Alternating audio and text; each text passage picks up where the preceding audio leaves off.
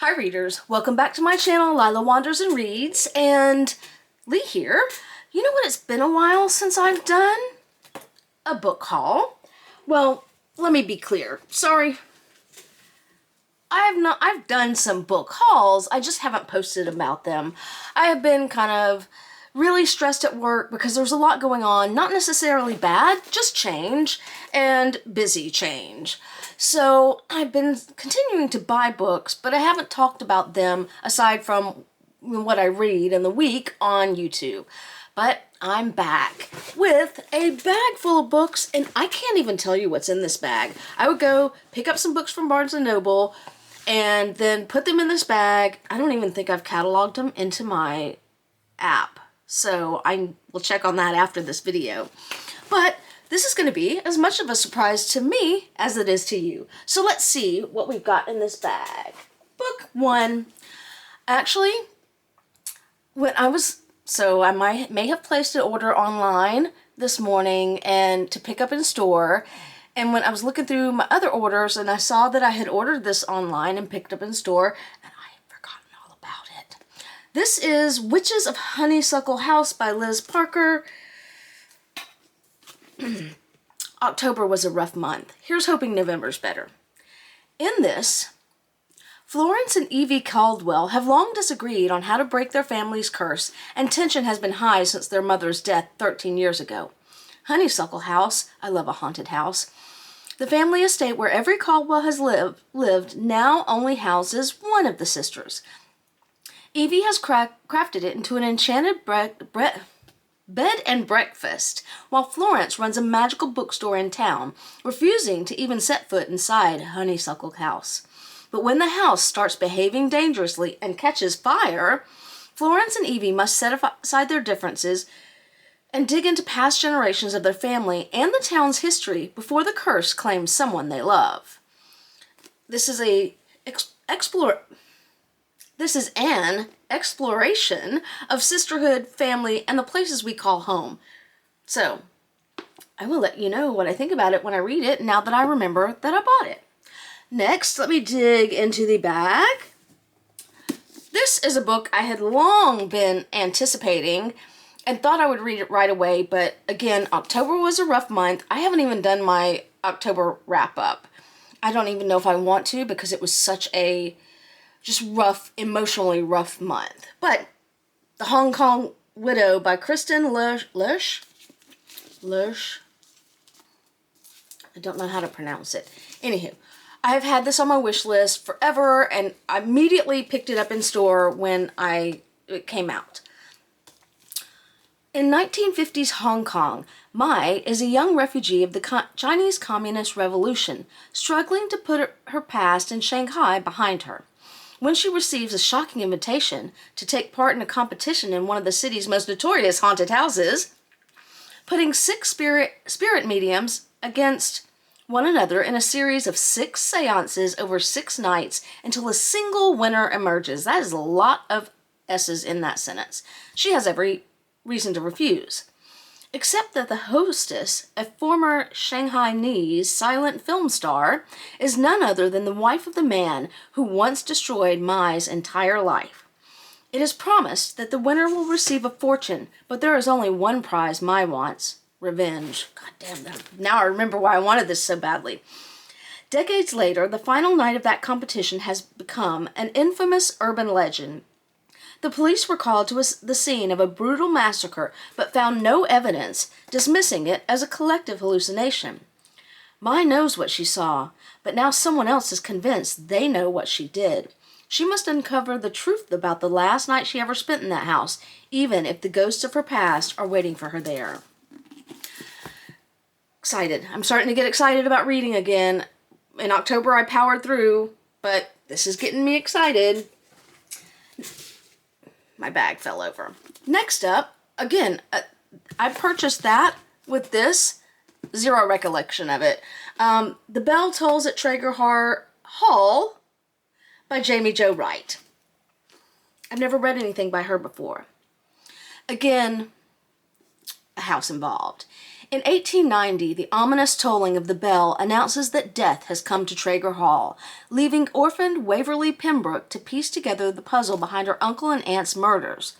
Bound by the terms of her uncle's eccentric will, Waverly finds herself alone in a manor shrouded by death and questioning the reason for her uncle's paranoia.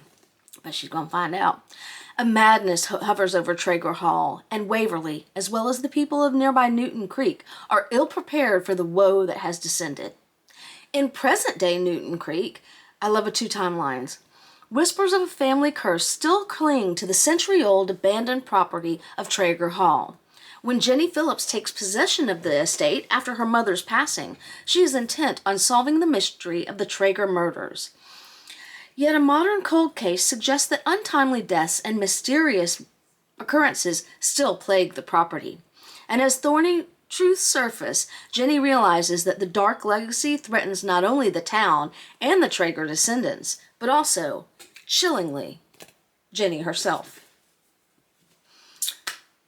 I got some good books. I'm so glad I didn't try to read them in October when I was not feeling it.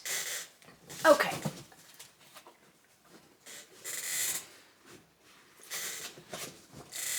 This is a book I do remember buying. The Devil All the Time by Donald Ray Pollock. I thought for a while that I had this book, but I did not. I do now, though.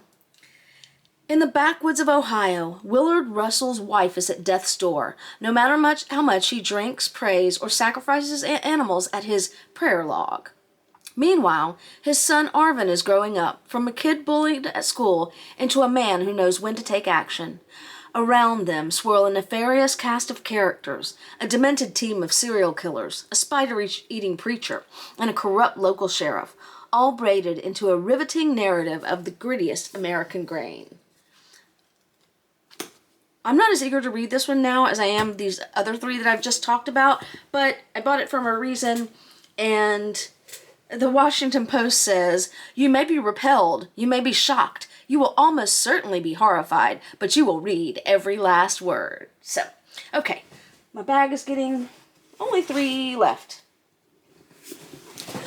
This is a memoir, House of Smoke by John T. Edge. A Southerner goes searching for home.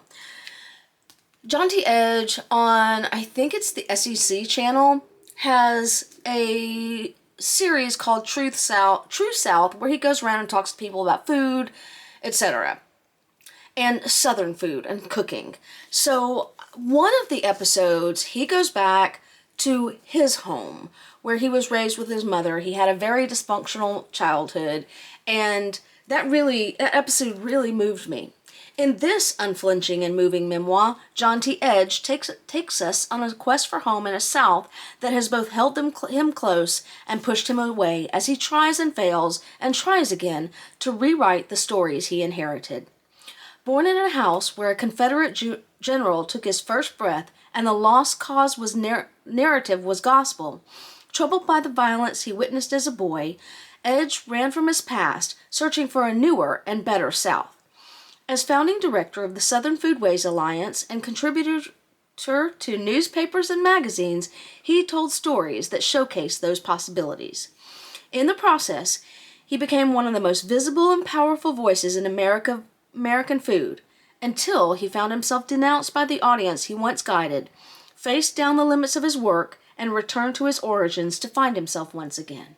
Beginning in Georgia and concluding in Mississippi, his search spans the Deep South and charts a very American story of the truth-telling and soul-searching it takes to love your people and your place. I do look forward to reading this. It is nonfiction, so it will be a while. I may listen to it. I'll see how it sounds on Audible. Although, I keep swearing I'm not going back to books for the rest of the year. Okay, books on Audible. Next up is a Barnes & Noble monthly pick from October, The Mad Wife, by Megan Church. This sounds interesting. They called it hysteria. She called it survival. Lulu Mayfield has spent the last 5 years molding herself into the perfect 1950s housewife. Despite the tragic memories that haunt her and the weight of exhausting expectations, she keeps her husband happy, her household running, and her gelatin salads the talk of the neighborhood. But after she gives birth to her second child, Lulu's carefully crafted life begins to unravel. When a new neighbor, Bitsy, moves in, Lulu suspects that something darker lurks behind the woman's constant smile. As her fixation on Bitsy deepens, Lulu is drawn into a web of unsettling truths that threaten to expose the cracks in her own life. The more she uncovers about Bitsy, the more she questions everything she thought she knew, and soon others begin questioning her sanity. But is Lulu truly losing her mind, or is she on the verge of discovering a reality too terrifying to accept? I'll let you know what I think about that one when I get there. I'm really excited about the first three that I talked about, though. I think I will be getting to those sooner. And now we come to the final book, which is nonfiction and in my preferred era, and that is The Wounded Generation, Coming Home After World War II by David Nasaw. If you watch my channel, you know I'm a big World War II history buff. I get a lot of my nonfiction books are about World War II history. I am considering applying for a master's degree to go to Arizona State University for a master's degree in World War II studies, and I've got like less than a month to make my decision on that. Anywho, this book tells the indelible stories of the veterans and their loved ones as they confronted the aftershocks of World War II. I will definitely let you know what I think about it whenever I get to it. And I don't know when that will be.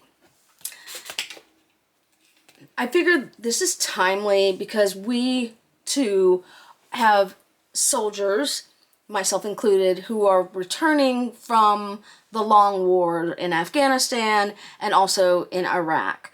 So I think it's a good time for this to come out. See how people treated PTSD back then, although they didn't call it that, I don't think, versus now. Anywho, that is my book haul.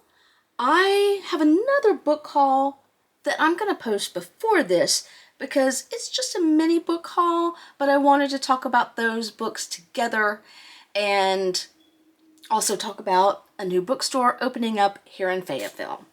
Anywho, as always, if you've made it this far, thank you for sticking with me on my journey, and happy reading.